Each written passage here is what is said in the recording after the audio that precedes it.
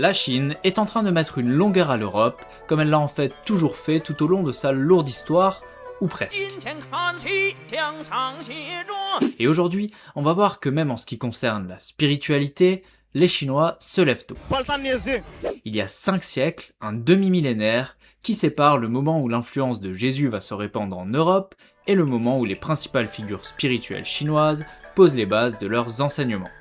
En termes de temporalité, les 3 grands monothéismes s'adonnent ça, alors que les sages asiatiques à l'origine des 3 grands courants de spiritualité présents en Chine s'adonnent ça.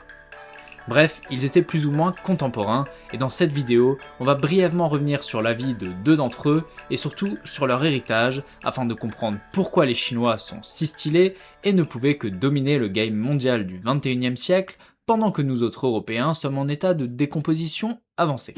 Sans déconner, on se demande comment on a pu jadis mener des expéditions et commencer à dépecer l'Empire du Milieu, quand les leaders des principales puissances européennes ressemblent à ça. Ce type n'est pas un athlète, vous allez le comprendre, ce type n'est pas un athlète. Contexte chinois, le 6e siècle avant notre ère. En 2 mots, la dynastie des Zhou qui dominait le pays depuis plusieurs siècles perd à cette époque une grande partie de son autorité. Ils ne contrôlent plus rien, les États chinois passent leur temps à se faire la guerre, et l'ambiance est plus violente que celle d'un combat de grillons en rut. Avec cette tige, les participants excitent le grillon. C'est l'échauffement pour eux. Quand la porte s'ouvre, le combat peut commencer. C'est parti. Seuls les mâles sont admis dans l'arène. Ça mord. L'affrontement peut aller jusqu'à la mort. C'est ce qu'on appelle la période des printemps et automnes.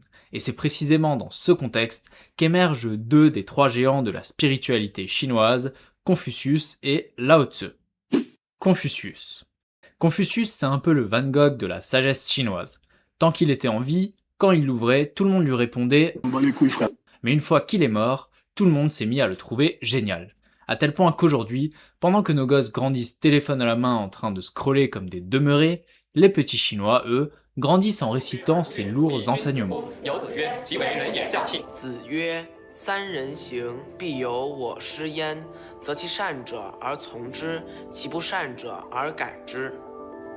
Avant de voir un peu plus en détail ces enseignements, revenons brièvement sur sa vie.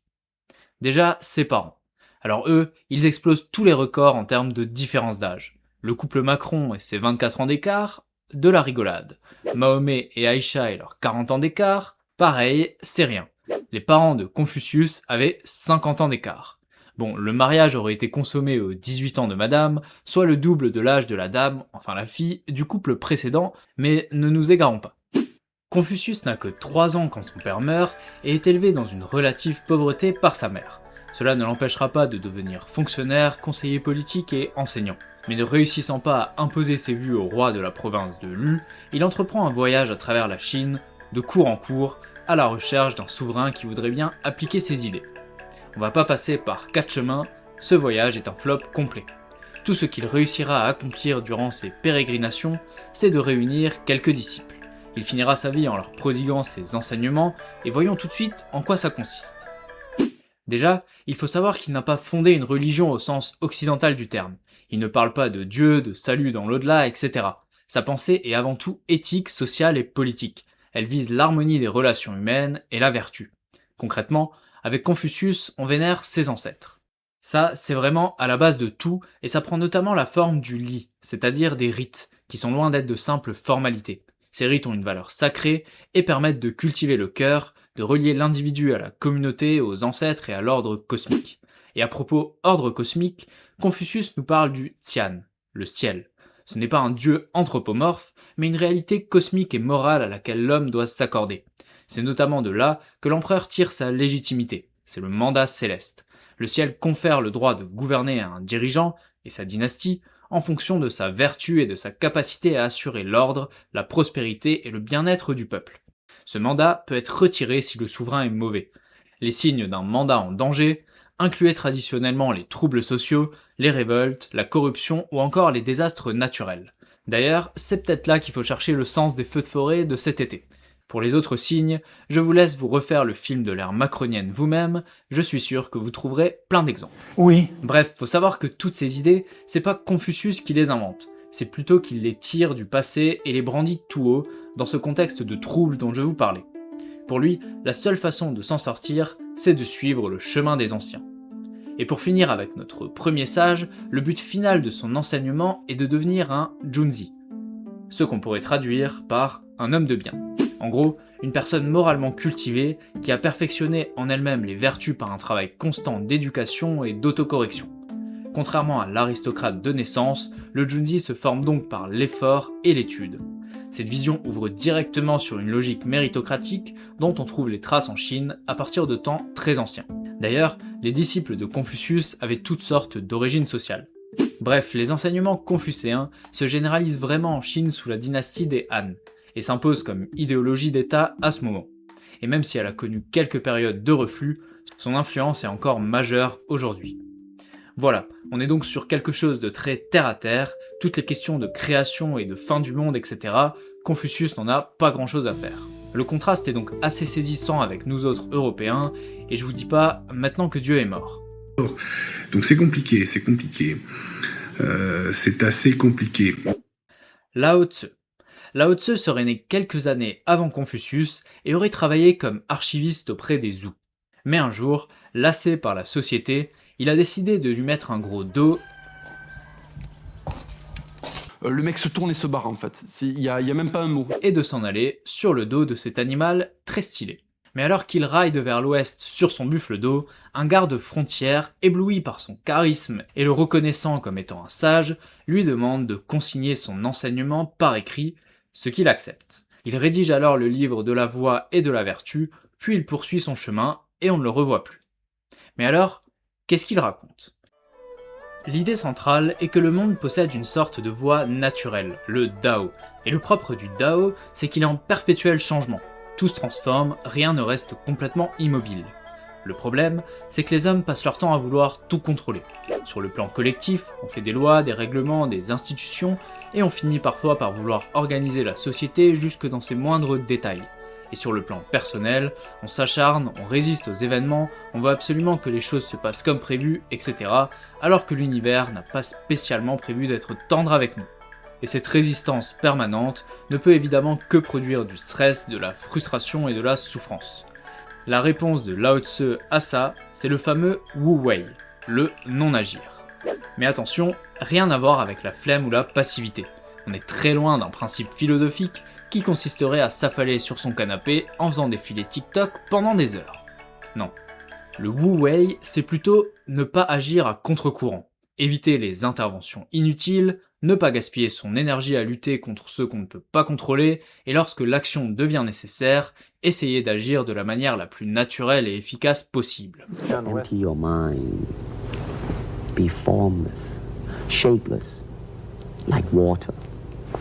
Now you put water into a cup, it becomes the cup. You put water into a bottle, it becomes the bottle. You put it in a teapot, it becomes the teapot.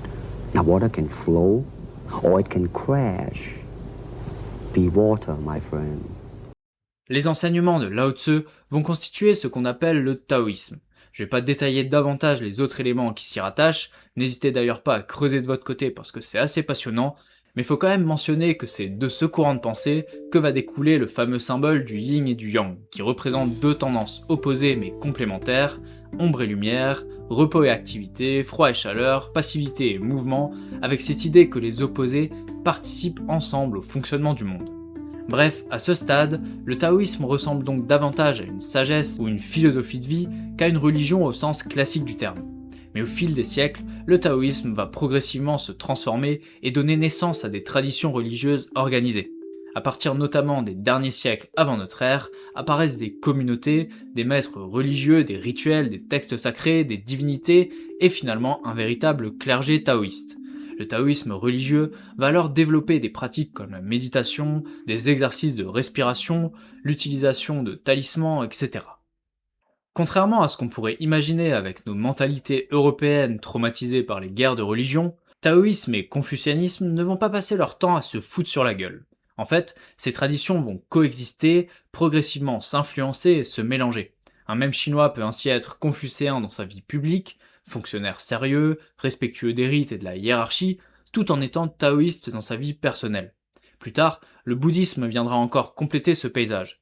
Comme je vous disais en début de vidéo, Bouddha est contemporain de nos deux sages chinois, sauf que lui est originaire d'Inde, donc la pénétration de ses enseignements dans la société chinoise sera plus tardive, on aura sûrement l'occasion d'y revenir sur la chaîne. Ce que je veux dire, et pour boucler la boucle avec ma précédente vidéo dans laquelle je revenais sur le pourquoi du comment les Grecs sont très stylés, les Chinois, eux, tirent leur force de cette combinaison de traditions. Le confucianisme fournit une formidable capacité d'organisation collective et une solide colonne vertébrale à la société, tandis que le taoïsme apporte une philosophie de l'adaptation et de l'équilibre qui nourrit à la fois les individus et renforce la société tout entière. Certes, la puissance chinoise s'explique par des facteurs démographiques, technologiques, géopolitiques et tout ce que vous voulez, mais on ne m'enlèvera pas l'idée que leur sagesse est un atout précieux face à une Europe engluée dans ses vertus chrétiennes devenues folles.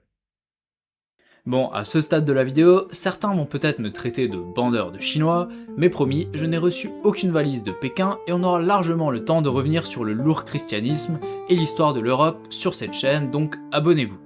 J'ai déjà commencé à parler de la Grèce dans cet épisode, qui est en fait la partie 1 de la vidéo que vous venez de regarder. Donc n'hésitez pas à aller la voir en cliquant directement sur votre écran. Je vous laisse aussi avec le lien de la playlist qui contient les autres épisodes sur l'Antiquité. N'oubliez pas de liker, partager. Merci beaucoup et à bientôt. C'était Paul Marcellus.